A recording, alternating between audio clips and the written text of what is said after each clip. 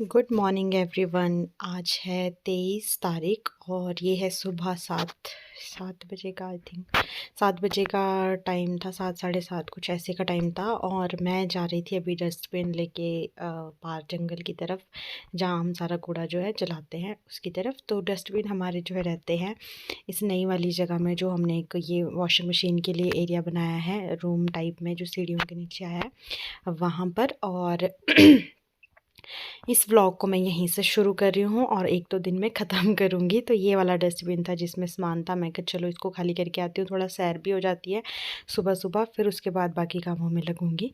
तो बस सबसे पहले मैं इसी को लेके जा रही हूँ। और जो लोग अभी पहली बार देख रहे हैं वीडियो को, वो चैनल को कर दे सब्सक्राइब। वीडियो अच्छा लगे तो लाइक करना।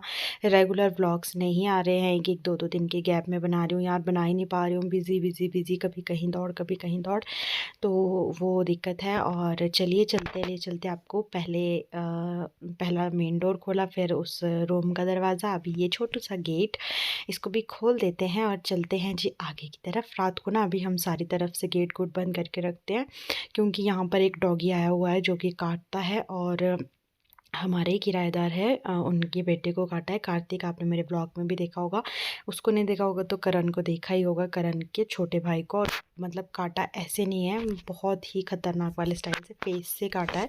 अभी उसको स्टिचेस लगे हैं, तो इसलिए थोड़ा सेफ्टी हम लोग देख रहे हैं कि अंदर भी घुस जाते हैं ना अगर गेट गुट खुले रहे तो चलिए जी, हमारी छोटी छोटी कैरियों के साथ आपका स्वागत है। और लहसुन हमारा इतना हो गया, अभी ठंड में जो है ना इस पे पाला पड़ना शुरू हो जाएगा। तो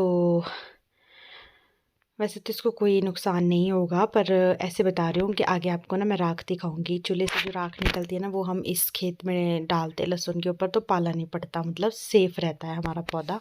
तो उस करके मैंने वहाँ डाली हुई है थोड़ी, अभी डालना शुरू करेंगे। और इससे आगे को लगाई हुई है धनिया है, मेथी है, सोया है, और क्या है आगे, सरसों है, वो थोड़ी आगे है। तो ये चीज़ें हैं इसमें, 3-4 चीज़ें एक साथ ऐसे डाल, बस ऐसे ही डाली थी, लगी है, काफ़ी अच्छी लगी हुई है।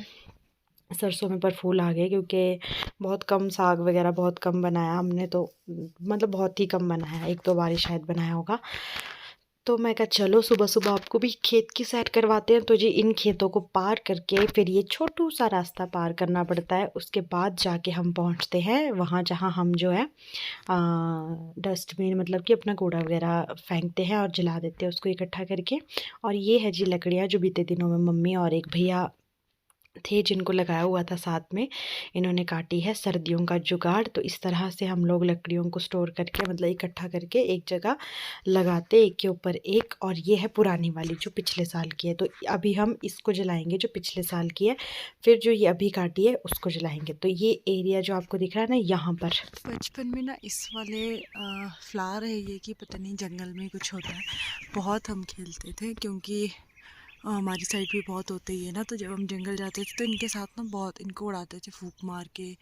तो ये बहुत अच्छे से ना उड़ते हैं, खेलने के लिए बहुत अच्छे होते हैं बच्चों के लिए। ऐसे पहले के बच्चे तो हर किसी चीज़ से खेल लेते थे, अभी के कहाँ टॉयज़ चाहिए, जो कार्टून में देखते हैं वही चाहिए। तो ये सारे खेत आपने देख ही लिए, बड़े ही दिनों के बाद आप लोगों के साथ यहाँ की सैर हुई है।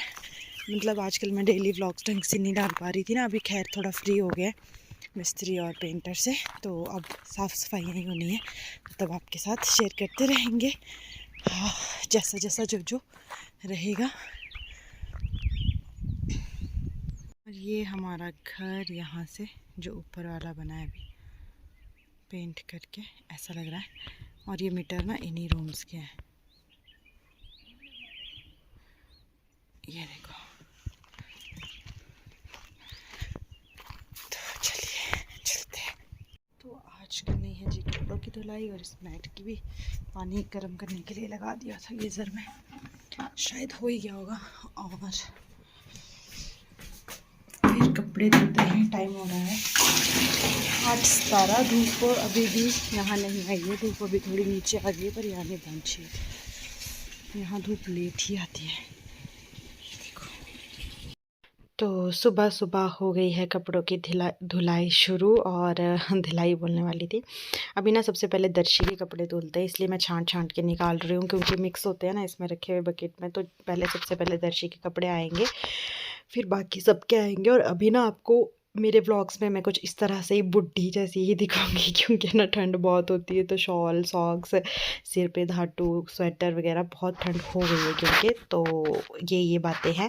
और ये मैं जो हूँ मैट को धोने का तरीका बता रही हूँ आपको कि मैं कैसे धोती हूँ इसको। तो जो मैं ना मशीन का पानी ड्रेन होता है उसको, पाइप को इस पर रख देती हूँ। पहले पूरे मैट को उसी पानी से गीला करेंगे, फिर उसके बाद जो है उसको मैं सरफ़ को छिड़कूँगी अच्छे से, फिर उसके बाद ब्रश से धोऊँगी क्योंकि ये मैट ना वॉशिंग मशीन में भी नहीं आता है, तो उस वजह से। और अभी मैं सरफ़ छिड़क रही थी सारे में। उसके बाद जो है मैं इस पर अच्छे से साबुन, कपड़े धोने वाला लगा करके ब्रश की मदद से इसको पूरा धो लूँगी अच्छे से।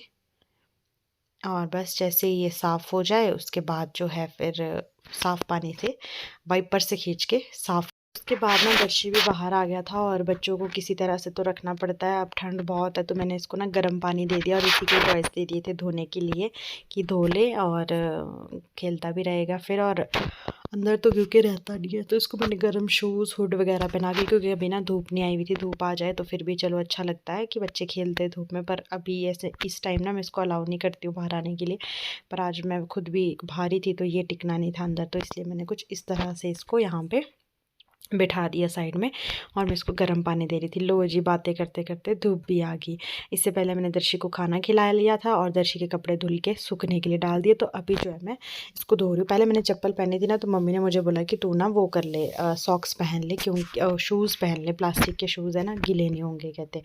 अभी मेरा मैट धुल गया, उसके बाद मैं इसके ऊपर चढ़ के इसका सारा पानी निकालूंगी और उसके बाद जो है इसको मैं रेलिंग्स पे लटका दूँगी। तो इसका पानी जब पूरा निकल जाएगा फिर उसके बाद इसको फैला दूँगी। तो अभी जैसे जैसे जो जो कपड़े ना मेरे हो रहे हैं उनको मैं जो हूँ रेलिंग्स पे डाल रही हूँ। धूप भी साथ साथ ही आ गई है, बादल भी है पर धूप भी है। नीचे शादी खड़ा था तो मतलब खड़ा नहीं था, भाभी की गोदी में था, उससे भी मैं बातें कर रही थी साथ के साथ। धुलाई हो गई है और अब दर्शी को ब्रेकफास्ट बनाना है। तो इसको बन रहा है चीला, क्योंकि ये चीला ही पसंद करता है। तो इसको आटे वाला बना रही हूँ आज, बेसन का नहीं, रोटी की तरह, मतलब परांठा टाइप घी में। एवरीवन, तो आज नेक्स्ट डे है और यहाँ पर अभी बिस्तर बाहर निकाले जा रहे हैं। जितने में धूप आएगी मैं कहीं इनको बाहर निकाल के रख देते हैं, तब तक धूप भी पहुँच जाएगी और आज बिस्तर गर्म हो जाएंगे। काफ़ी दिनों से नहीं डाले हैं तो खिड़की पे रख दिया। और दर्शी भी मेरी मदद करवा रहा है। ये देखो, मैंने उसको बेडशीट निकालने को बोला है तो वो निकाल रहा है। ये देखो, वेरी गुड मेरा पुत्रू। मैं तो, मेरे साथ तो भाई दर्शी काम करता है और मैंने इसको बोला था अच्छे से इकट्ठे करके लाई हो, तो अच्छे से इकट्ठे किए। Thank you so much. तो चलिए बिस्तरों को डाल देते फटाफट से। आज है फ्राइडे और आज मुझे शायद क्लिनिक तक जाना पड़े, अभी कोई पता नहीं है। बस दर्शी अब नहीं लाना कुछ, ठीक है? हाँ, ये वाली भी ले आओ बेडशीट, वेरी गुड। तो चलिए बाहर डालते हैं। तो नेक्स्ट मॉर्निंग में आप देखोगे कि बादल नहीं है, मौसम क्लियर है और धूप आने से पहले मैं ये सारे बिस्तर डाल रही हूँ कि धूप आ जाएगी तो मतलब गर्म हो जाएंगे थोड़ी देर में और फिर अंदर कर लेंगे। दर्शी मेरी मदद करवा रहा था मेरे साथ, इसको भी जो काम मुझे करना है इसको करना ही करना है, तो फिर बच्चों को उलझा के रखना पड़ता है, तो इसलिए मैं इसको ना मना नहीं कर रही थी। तो ये भी मेरे साथ साथ लगा हुआ